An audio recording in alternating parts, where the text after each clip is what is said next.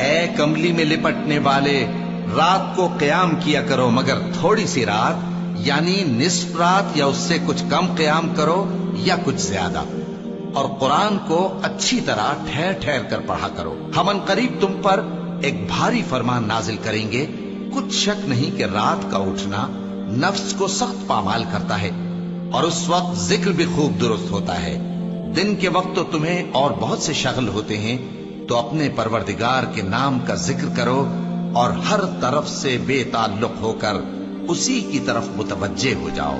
وہی مشرق اور مغرب کا مالک ہے، اس کے سوا کوئی معبود نہیں، تو اسی کو اپنا کارساز بناؤ۔ اور جو جو دل آزار باتیں یہ لوگ کہتے ہیں ان کو سہتے رہو، اور خوبصورتی سے ان سے کنارہ کش رہو، اور مجھے ان جھٹلانے والوں سے جو دولت مند ہیں سمجھ لینے دو، اور ان کو تھوڑی سی مہلت دے دو۔ کچھ شک نہیں کہ ہمارے پاس بیڑیاں ہیں